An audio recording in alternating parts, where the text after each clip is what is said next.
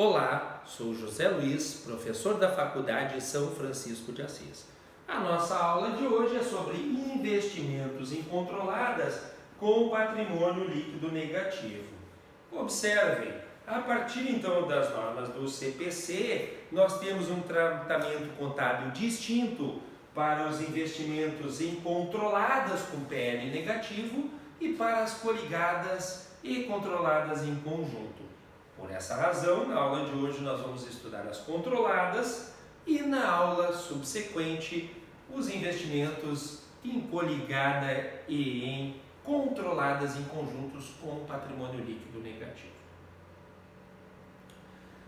Um valor do investimento avaliado pelo método de equivalência patrimonial, conforme nós vimos nas aulas anteriores, reflete o produto entre o percentual de participação da investidora no capital social da investida e o patrimônio líquido dessa investida.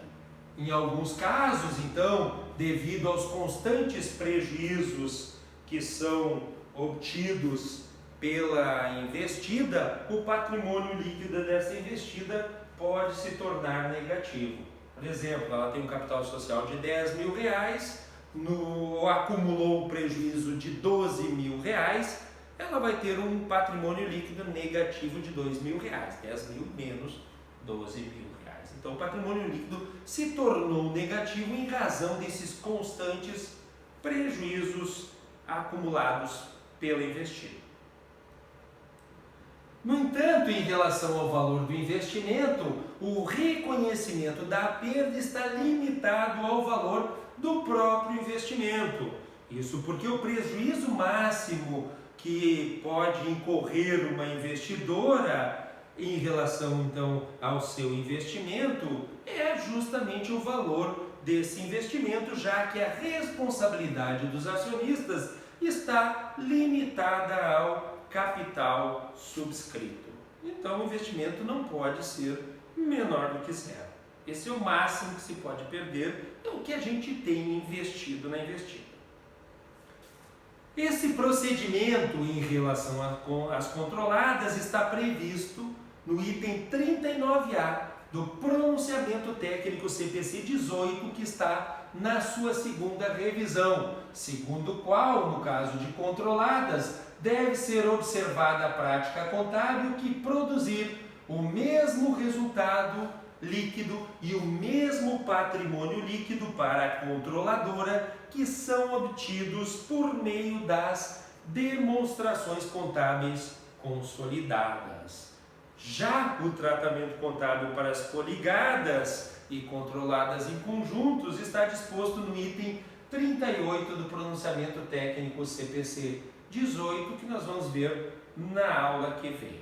Então, observe, os procedimentos em relação a uma controlada, eles devem produzir o mesmo resultado líquido, isso é o resultado lá do DRE, e o mesmo patrimônio líquido da controladora no caso das demonstrações consolidadas.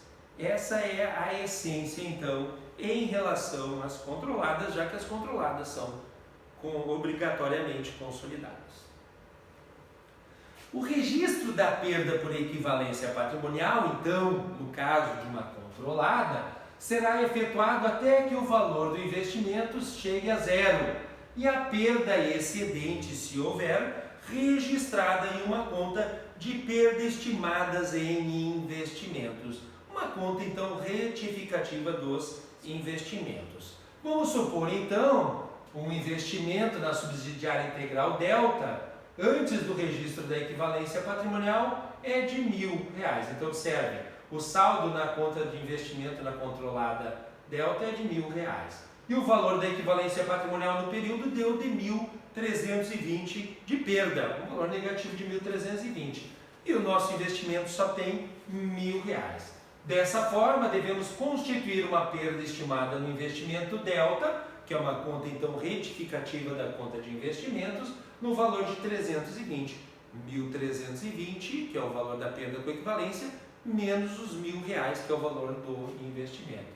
Então, ao registrar a equivalência patrimonial, lanço ela pelo total, debito 1.320 em resultado de equivalência patrimonial, credito investimentos até zerá-lo, o seu valor de 1.000, e a diferença 320 numa conta de perdas estimadas no investimento delta, uma conta retificativa de investimentos. É importante enfatizar, se não fosse registrado esse valor excedente de perda, então essa perda que ultrapassou o valor do investimento, no valor contábil do investimento na controlada, a exemplo do que ocorre, então nós vamos ver na aula que vem, no caso das coligadas, o valor do patrimônio líquido da controladora será diferente do valor do patrimônio líquido consolidado, portanto em desacordo com o item 39A do pronunciamento técnico CPC 18.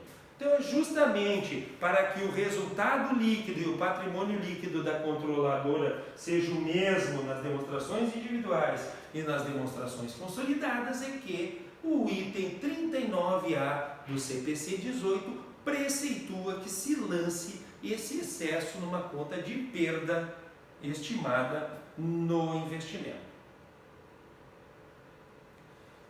Nos exercícios seguintes, se ocorrerem então novas perdas ou um lucro inferior aos prejuízos acumulados, não haverá registro de equivalência patrimonial na conta de investimentos.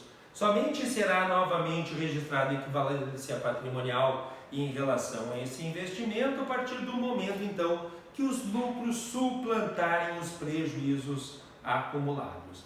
Conforme o exemplo que nós vamos ver a seguir aqui, no qual no exercício seguinte a investida delta obtém um lucro de 500, né? Então observe, ela tinha tido um prejuízo acumulado, né? Que tinha suplantado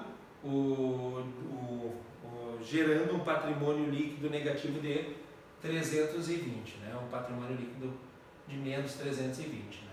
Vamos supor então que no exercício seguinte ela obtém um lucro de 500, consequentemente seu patrimônio líquido passa a ser de 180. Então 500, né, menos os 320 foi o que gerou 180 de patrimônio líquido positivo. Nesse caso, então, o registro é de que maneira? Lembrem-se, essa investida é uma subsidiária integral, né, da controladora, ou seja, ela possui 100% das ações.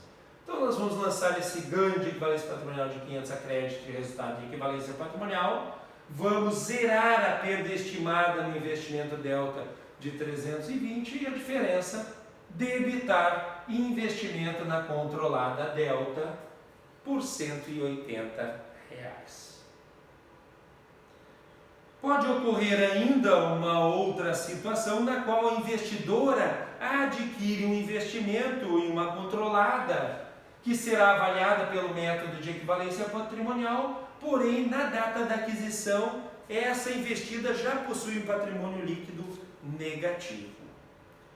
Supondo então, vamos exemplificar essa situação. Vamos supor então que a investidora alfa adquire 100% das ações da investida delta por seu valor justo de 850, sabendo que o patrimônio líquido de delta na data da aquisição seja negativo de 1.200. Então nós vamos adquirir a empresa delta, que possui um patrimônio líquido negativo na data da aquisição de 1.200 e vamos pagar 850 porque é o valor justo dessa companhia, de 100% das ações dessa companhia delta, né? Nessa hipótese, a investidora pagou uma mais-valia referente então a um terreno de R$ 2.050, né? Então observe, o investimento está lançado por menos 1.200 e eu vou pagar 850, que é justamente o valor justo da entidade, então gera uma mais-valia de 850 mais 1.200, isso é 2.050 de mais-valia. Nesse caso, os registros contábeis são: sai do banco, credita banco R$ 850, o valor pago, debita a mais-valia no investimento delta 1.200 e perdas estimadas em investimento R$ 1.200. Então, observem, nessa situação aqui não foi lançado nada diretamente na conta de investimentos. No entanto, o valor do investimento líquido Já da mais-valia dá positivo no valor de 850 que a gente pagou, conforme está demonstrado aqui. Ó. Participação em delta ficou com 0, né? Porque o PL da investida está negativo. Perdas estimadas em delta, uma conta retificativa de investimentos, os 1.200. E mais-valia em investimentos delta, 2.050, né? Totalizando então 850 na conta de investimentos.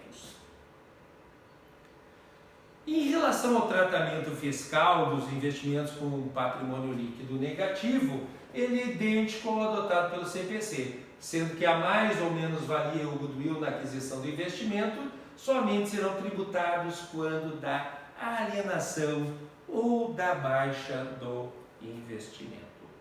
Então, o tratamento fiscal de mais-valia e goodwill é sempre não imputar nada ao resultado do exercício, em nenhuma hipótese, e somente imputá-los, então, quando da alienação ou da baixa desse investimento. Muito bem, essa foi a nossa aula de hoje. Obrigado a todos e até a nossa próxima aula.